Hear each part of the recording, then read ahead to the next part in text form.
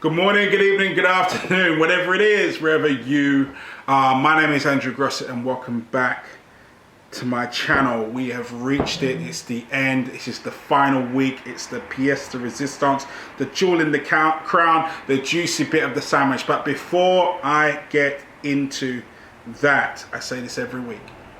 If you have just joined this series, I beg you, push stop now.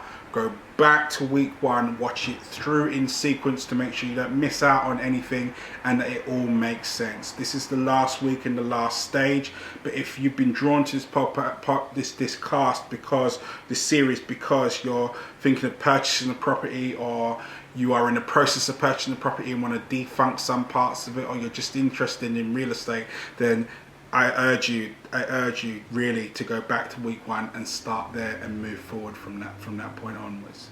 Anyway, for those of us that have gone through from week to week, you will know we've gone through and we've got our mortgaging principle.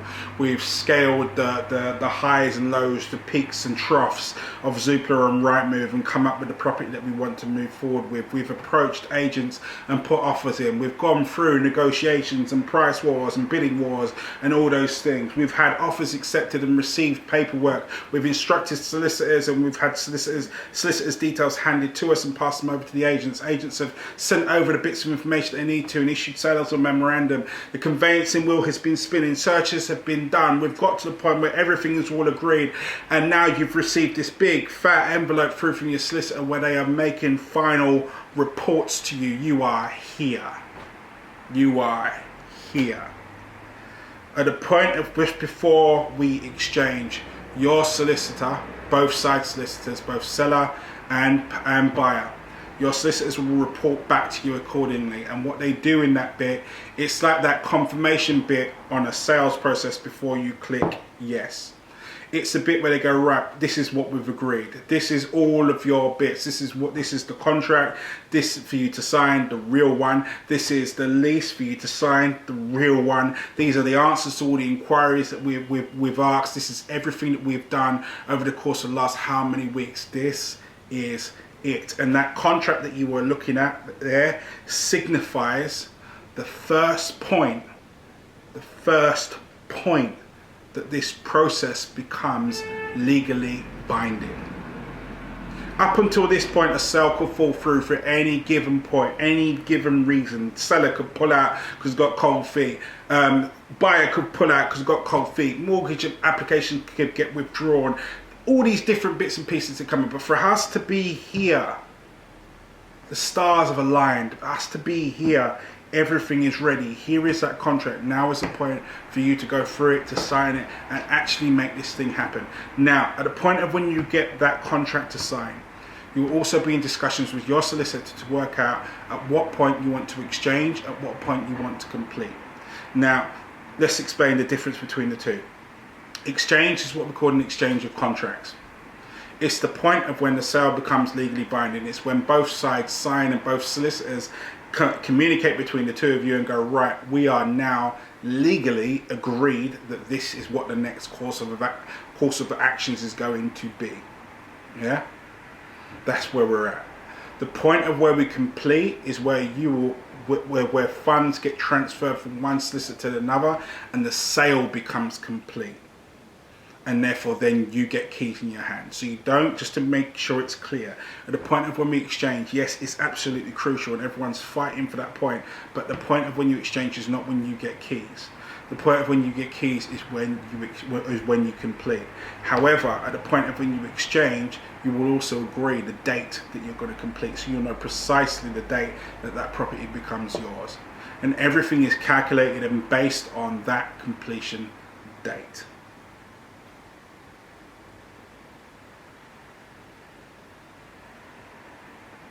Now, at that point in time, from your seller's perspective, and also from yours, now from the point of when we exchange, as I said, it becomes legally binding, and therefore the terms of that contract have to be fulfilled within the timescales that they have done, otherwise there could be serious penalties involved.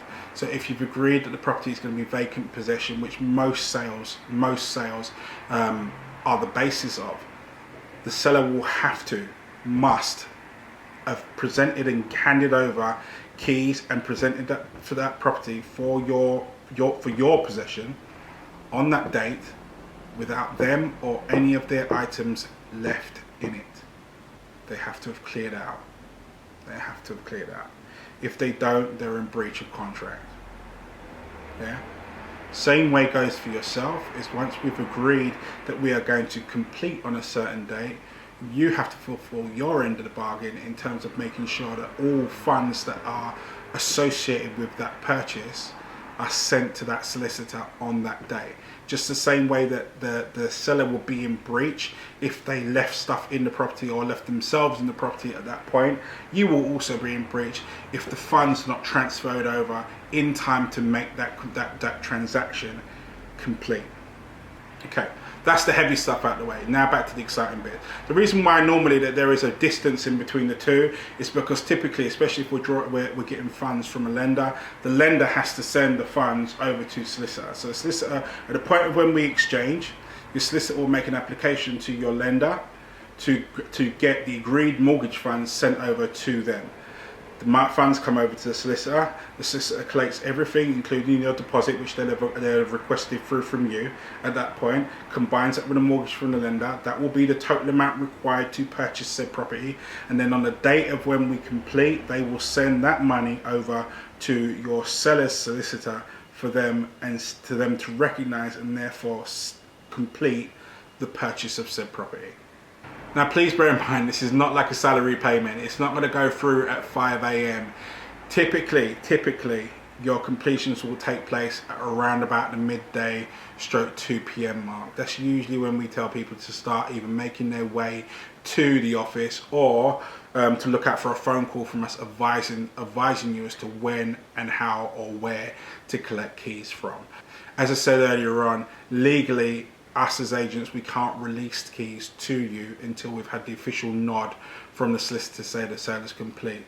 But once that has come through, then we do get that joyous opportunity to hand keys over to you, shake your hand, obviously not in this present coronavirus pandemic time, but to make keys available for you to actually come and collect and therefore go off and start a new chapter in your life.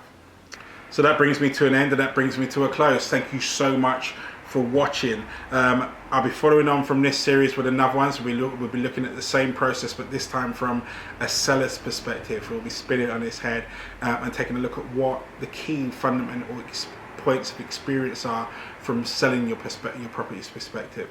I'm going to be delving into different things that come through into my head, topics that I think that people may find interesting, but obviously if you have a subject that is particularly bothering you, or something you're going through, or something you want or think that should be covered by me in these video series, vlogs, whatever label you want to put on them, please drop me a DM, let me know, and we'll get it done and we'll get it out. Anyway, as always, in the meantime, thank you so much for your support, and I'll see you in the forwards.